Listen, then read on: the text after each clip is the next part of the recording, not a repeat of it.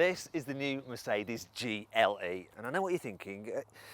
Yeah, it looks rather like the old ML class, and that's because actually that's what it is underneath. All Mercedes has done is taken that car, given it some new bumpers, given it that new name so it fits into the rest of the model range naming system, and yeah, essentially that has enabled them to extend the car's best before date. Same story inside actually, it's rather similar to the old ML class, but there are just a few updates. So the most notable one is this iPad style screen you get up there, which is like that on the C class.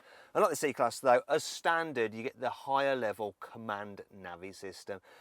But if I'm brutally honest, it's still not the best infotainment system to use. You control it with this touchpad and it's all a bit awkward, and the menu systems can be a touch confusing. And if you want to see our full review of it, then click up there on the banner for an in-depth review of the infotainment system, and to have another look around this car's cabin, and you'll notice that actually, well, feels really high quality.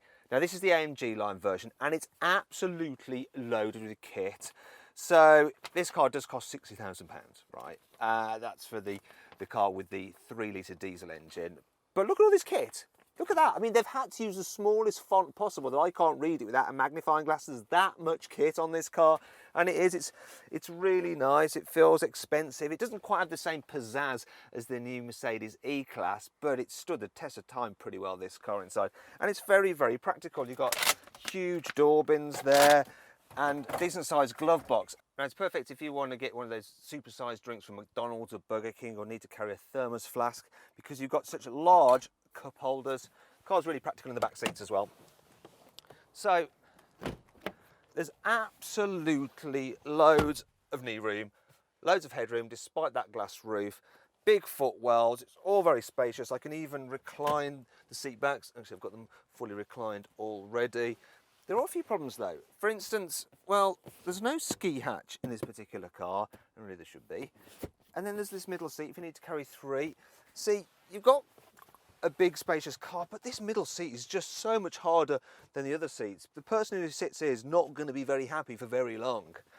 But yeah, another thing that I find a little bit annoying about this car is that if you want to fold the seats down, you have to flip out the seat squab first before you fold the seat back down, which is just a little bit old-fashioned. Once again, this car showing its age. Now, in terms of the boot, there we go, we've got an automated tailgate, and it's a good one because it doesn't seem to like get phased if you try and open it too hard, like some of them freeze.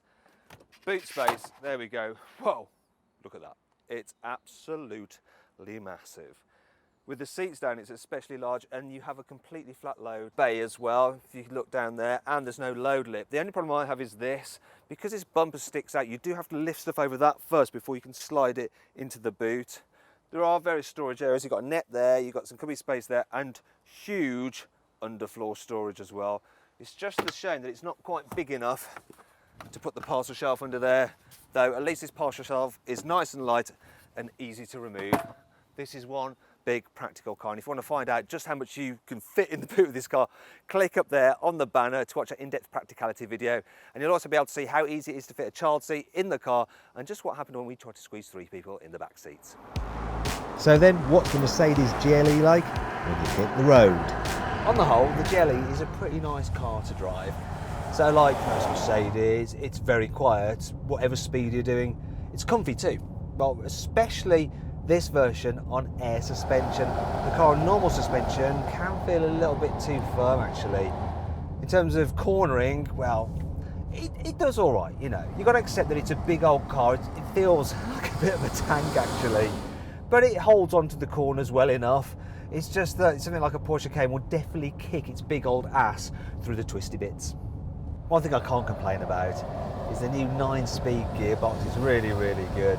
And this engine, the 3-litre V6 diesel, has plenty of performance and it gives reasonable economy. So Mercedes claims it will be able to do around 40 miles per gallon, and according to the trick computer, I'm doing 38 miles per gallon. Thing is though, you might be better off going for the cheaper 2.1 litre diesel engine in the GLE 250D, because, okay, so it's not quite as smooth, but it's cheaper to buy, it'll give better economy, and the performance you get from it is actually pretty decent. I'll tell you what else is decent: visibility. So you sit up pretty high in this car, and you've got a big back window. The back pillars aren't too obtrusive because you've got these rear quarter lights which give you plenty of visibility when you're looking out over your shoulder. And if you click up there on the card, you can see for yourself by watching my in-depth 360-degree video. There is one thing that I don't like too much about this car, is perhaps the steering. It just feels a little bit kind of weird and artificial, almost like it's been taken from a PlayStation game. On the whole, the GLE is pretty easy to get along with, but it does have a few annoying traits. Here's 5.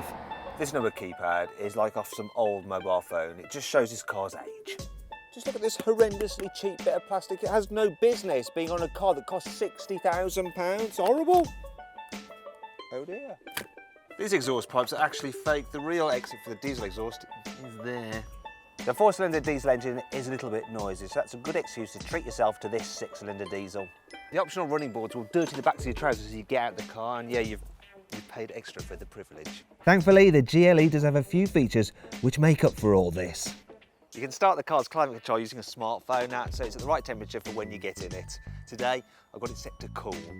The car can tow up to 3.5 tonnes, which is the same weight as a Hippo, though I'm assuming that's a consenting rather than resisting Hippo. With the active curb control, the car can actually lean into corners like a motorbike. AMG line models come with air suspension as standard, and it makes this noise when it releases the pressure. It's not actually the car, it's my cameraman. You can get the 7-speed automatic gearbox with a low ratio mode for some serious off-roading. Hoorah!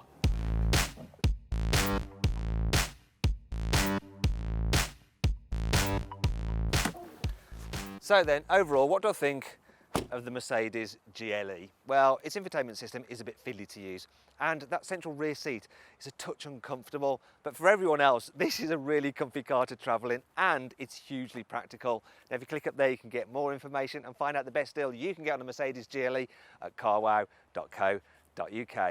Thanks for watching. If you enjoyed this video, please like it, share it, and subscribe to our channel. And if you click over there, you can watch our detailed practicality, infotainment, and 360-degree passenger eye video for the Mercedes GLE. Now, did you spot the Easter egg in the video? It was the picture of GLE, the TV show, in the boot.